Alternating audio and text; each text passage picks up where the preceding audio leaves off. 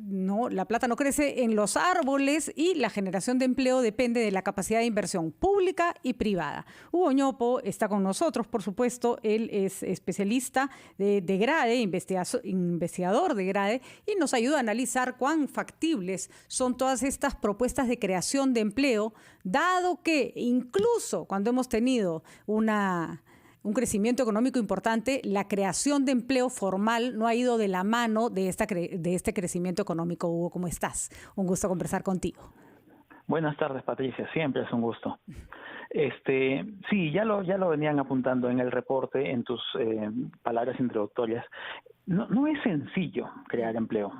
Sí es bien sencillo, por lo visto, en los planes, ofrecer muchísimos empleos. Y eso es lo que viene sucediendo en la gran mayoría de planes. Siempre suceden en las elecciones, ¿no? Estas guerras de promesas. Y se prometen millones de empleos. Inclusive algunos llegan a prometer más empleos de los que se puede generar en 5, 7 o hasta 10 años. Nuestra economía no es tan grande como para crear tantos millones de empleos como se promete en algunos de los planes, y no es tan fácil hacerlo, no es nada sencillo.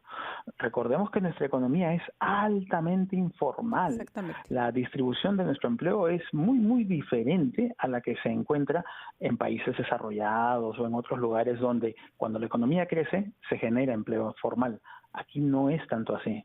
Aquí la economía ha crecido y el empleo formal sí creció en algún porcentaje, pero no en el mismo porcentaje en que nos iba bien. Y además, cuando uno ve las cifras de desempleo, parecen bajas con respecto a nuestra realidad. Y lo que pasa es que hay un subempleo que no sé, prácticamente el señor que vende medias en la esquina es considerado una persona que tiene empleo, cuando eso es una falacia, pues, ¿no? Eso no es un empleo, eso es una forma de supervivencia casi, ¿no? Absolutamente, Patricia. Y hay una categoría que regularmente queda descuidada, que es la de los trabajadores familiares no remunerados, el famoso TFNR. Son personas que trabajan dentro de nuestros hogares, apoyando de repente ese emprendimiento que se hizo en el hogar, ¿ya? Preparar menúes o preparar pasteles, galletas, los múltiples oficios que se han desarrollado al interior de nuestros hogares, donde hay un emprendedor a cargo del negocio, pero alguien en el hogar siempre ayuda, porque somos camiseta, ¿ya? Eso es algo que siempre sucede. Somos camiseta, entonces alguien siempre ayuda a hacer las compras, a hacer el delivery, a empaquetar los productos, y todos estos son personas que según las estadísticas oficiales están registrados como personas que trabajan para un familiar, pero no son remunerados. Entonces es por eso el trabajo familiar no remunerado, que resulta que es gigantesco, es 10% de la fuerza de trabajo del país. Para que tengamos una referencia, solo te pongo este dato como referencia para que caigamos en la cuenta de cuán grande es esto. Mira, en el Reino Unido existe esta categoría, trabajo familiar no remunerado, pero las estadísticas del Reino Unido dicen que allá esto es 0,25%. Claro. Aquí es 40 veces aquello. Y me imagino que en zonas rurales, por ejemplo, en la agricultura rural, eso ya está como instituido, ¿no es cierto? Está en la familia, todos trabajan en el campo y claro, sí se contratan a personas que ayudan para la cosecha, que son trabajos esporádicos, pero ahí el trabajo familiar ni siquiera se considera que él tiene que ganar un sol, es parte de la economía familiar que todos vayan al campo. En otros lugares tendría que ser un trabajo remunerado, ¿no? Absolutamente cierto. Hay 3 categorías que son muy claras para este TFNR. Es predominantemente rural, como bien señalas, es predominantemente femenino y es predominantemente joven. Estos segmentos del mercado de trabajo donde es difícil conseguir empleo remunerado, aún más difícil empleo remunerado de calidad. Son entonces estos nichos, estos refugios a los que acaban yendo estas personas de lamentablemente baja empleabilidad, que terminan trabajando con niveles de productividad tan bajos que no alcanza para generarles un salario. Y es curioso porque en ese punto específico, Hugo, las propuestas son bien gaseosas, ¿no? Vamos a crear un programa de empleo juvenil y uno dice, ¿de qué se trata? ¿Cuánta gente? ¿Cuántos jóvenes van a llegar? ¿Cuál es el presupuesto? Cuando haces esas preguntas nadie te contesta, ¿no? O vamos a generar trabajo en el campo y la agricultura va a desarrollarse, pero obviamente todo eso lo hemos querido hacer durante, no sé, los últimos 50 años y no se ha podido o no se ha hecho. Ni siquiera el candidato Hernando de Soto, que podría tener un discurso más concreto sobre cómo lograr la formalidad, ni siquiera se entiende muy bien en él ni en los demás candidatos cuál es la propuesta para ese trabajador que está ahí en la esquina, que está parado en Gamarra vendiendo lo que una tienda le ha dado para que pueda sobrevivir, ¿no? Exactamente, y lo que nos falta también en la discusión es tener una idea de el panorama, tener una idea de cuál es el panorama y aclarar un poco la discusión. De repente, para contribuir a la construcción de ese panorama, valdría la pena contar lo siguiente. Mira, imaginemos 10 trabajadores en el Perú. De esos 10 trabajadores, solamente 3,5 son trabajadores dependientes en el sector privado, esa imagen que tenemos de empleo dependiente formal, ¿no? 3,5.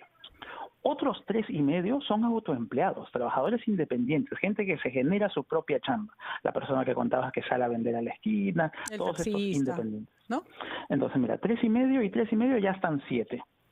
Hay uno que pertenece al sector público, otro que sería este trabajador familiar no remunerado al que nos referimos antes, que es 10%, otro. Y el último estaría conformado por una sumatoria de los empleadores más las trabajadoras del hogar. Entonces, mira, este es nuestro panorama. Son muy pocos, poquito más de un tercio, los empleados, dependientes, donde se podría pensar en esta generación de empleo formal del tipo que imaginan los candidatos. Todo el resto son una diversidad de empleos con diferentes productividades y diferentes políticas para poder enfrentar cada uno de ellos. Y además con un entendimiento, y esto me gustaría que lo conversáramos después de la pausa. Hugo, ¿tenemos que ir a pausa, Laura, o podemos continuar? ¿Podemos continuar? ¿Sí? Ya. Mejor así no interrumpimos nuestra conversación. Además, por ejemplo, las medidas tomadas, nadie dice que no debería haber cuarentenas, es una locura pretender controlar una pandemia con todo el mundo en la calle, pero todas las medidas tomadas han sido, desde que empezó la pandemia, han sido hechas sobre la base de un Perú que no existe, ¿no? De un Perú que no existe. Es curioso, seguimos pensando que el trabajo está en otro lado. Y me parece que más o menos por la misma línea van los candidatos en estas últimas propuestas, ¿no? Sí. Nosotros en la universidad, en los estudios, leemos libros de texto acerca de cómo funciona el trabajo, cómo funcionan los países, y a veces nos involucramos mucho en ese paper, en ese libro de texto, y nos olvidamos de que existe una realidad. Y nos olvidamos de la necesidad de contrastar lo que dice el libro de texto con la realidad. Ahí es donde esa realidad tiene una cara que no se asemeja tanto a lo que el libro de texto nos dice, y es lo que te contaba con las estadísticas actuales, ¿no? Ese es nuestro país, así somos. Menos de un tercio del empleo formal de nuestro país menos de un tercio del empleo es formal en nuestro país. Y hay un detalle adicional. Si tú te preguntas, ¿cómo es esto distribuido según niveles de ingreso bajo versus niveles de ingreso alto? Resulta que para el quinto inferior del país, o sea, un quinto de personas con los ingresos más bajos, la informalidad es total. 100%. 100%. Increíble. 100%. Ya estamos acostumbrados a esta cifra de 70% del empleo en el país es informal, pero entre los pobres no es 70, es 100%. 100%. Y claro, eso nos llama a algunas otras discusiones, ¿no? Porque, por ejemplo, si es que queremos defender un modelo de estabilidad laboral y estándares laborales, entre comillas, para los pobres, tratar de defender eso para los pobres es defender el conjunto vacío. Y es curioso porque hemos disfrazado por años esta que es una carencia enorme, porque un informal, la gente dice, un informal no paga impuestos, un informal no paga impuestos, un informal no tiene seguro social, un informal no tiene una pensión, un informal no tiene nada. No es que no paga impuestos, es que, claro, no está pagando impuestos, pero a cambio tampoco está recibiendo nada. Y es casi como, o son unos frescos, o, qué importante, los peruanos sabemos salir de todas.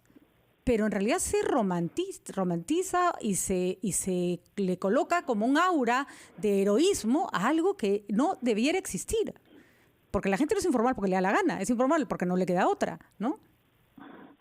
Absolutamente de acuerdo. Esto de romantizar la precariedad nos sucede en múltiples esferas. En este mundo del trabajo particularmente es nocivo porque Es muy conocido que cuando las personas se juntan y comparten riesgos, luego los shocks que pueda recibir cada quien frente al riesgo van a ser menores. Por eso es que tienen sentido los seguros. Y mientras más personas estén involucradas en los seguros, resulta más barato para todos y hay una mejor cobertura para todos. Esa es la lógica detrás de por qué es que existen los seguros. Y por eso existe un salud y por eso existe un ahorro previsional en el que en la medida que todos contribuyamos, todos vamos a estar mejor. Pero si de a pocos comenzamos a salir del sistema y tenemos ese 1/3 de trabajadores independientes, otro 10% de trabajadores no remunerados que tampoco cotizan a ningún sistema, vamos erosionando la posibilidad de construir esa red de protección social que nos haría bien a todos. Ese es el problema de la informalidad. Nos vuelve individualistas, perdemos el sentido de bien común. Perdemos el sentido del bien común y nos va mal a todos, perdemos todos. Es el mal equilibrio. Difícil tarea, Hugo, porque pareciera que nos quedamos, yo entiendo, y con esto me gustaría terminar, si uno, vamos, el candidato de Soto creo que es el que nos permite hablar más de informalidad. Si uno lee El Otro Centro, que fue un muy buen libro, nació en un momento en que efectivamente el Estado no te podía dar nada. O sea, el Estado no le podías pedir nada. Terrorismo, crisis, o sea, básicamente el inicio de los 90 fue arréglatelas como puedas. Y claro, los peruanos saben arreglárselas como puedas, eso no podemos negarlo. Pero ya no estamos ahí. Y los niveles de informalidad es como que nos hubiéramos quedado en una economía de guerra para siempre. Y ahí, Hugo, ¿qué ha faltado en todo este tiempo que ya no debiera faltar más? Lo que ha faltado es esta necesidad de construir con más firmeza el contrato social. ¿En qué consiste el contrato social? Nosotros contribuimos a un Estado con impuestos, con formalidad, con respeto a ciertas reglas e instituciones, y en contraprestación el Estado nos protege. Nos da una red de protección social, nos da pensiones, nos da salud, nos da educación para todos nuestros hijos. Ese contrato social está quebrado porque nosotros no contribuimos y el Estado no nos cubre. Y entonces es el problema del huevo y la gallina. No contribuimos porque no nos protegen y no nos protegen porque no hay contribución. Alguien tiene que quebrar ese problema del huevo y la gallina. Y lo que está en el corazón de ese problema es la confianza. Lamentablemente, cuando miramos las encuestas de valores mundiales, por ejemplo, salimos también muy abajo. No confiamos ni en nuestros amigos ni en las personas desconocidas. Entonces, lo que tenemos es una sociedad bastante quebrada y hay que comenzar a reparar. Gran parte de nuestros problemas son económicos, pero otra parte importante de nuestros problemas van más allá de la economía, son sociales. Tenemos que comenzar a construir ese contrato social. Y hay mucha gente que cree que las personas les conviene estar en la formalidad. Sí, algunos de esos que en realidad grandes empresas que se mantienen medio informales, medio ilegales, puede ser. Pero al grueso de los peruanos, en realidad, si a tú le das a elegir entre un empleo formal y uno informal, vamos, ¿no? O sea, la mayoría va a elegir el formal, pues, porque le da una seguridad que lo otro no le da. La gente no es informal porque le da la gana, ¿no? Claro, y es una mirada de muy corto plazo. En el muy corto plazo sí puede que a todos nos resulte conveniente la informalidad, pero en el largo plazo, cuando suceden los eventos adversos, cuando suceden esos famosos shocks, es donde nos damos cuenta, uy, sí, valía la pena ser formal, ¿no? Pero en ese momento ya es tarde, pues. Y exactamente, el beneficio no se tiene que ver en la desgracia, sino se tiene que ver en la gracia. Es decir, el beneficio de ser formal se tiene que ver cuando las cosas están bien, no cuando todo se fue al demonio. Pero por lo menos, si esta pandemia no nos hace ver que la informalidad no nos ayuda en nada, salvo que la gente no se muera de hambre, que no es poca cosa, no vamos a llegar a ninguna parte. Bueno, Hugo, ojalá que inciertos los próximos 5 años, pero en algún momento eso tiene que empezar a mejorar. Muchísimas gracias. La verdad, interesantísima conversación.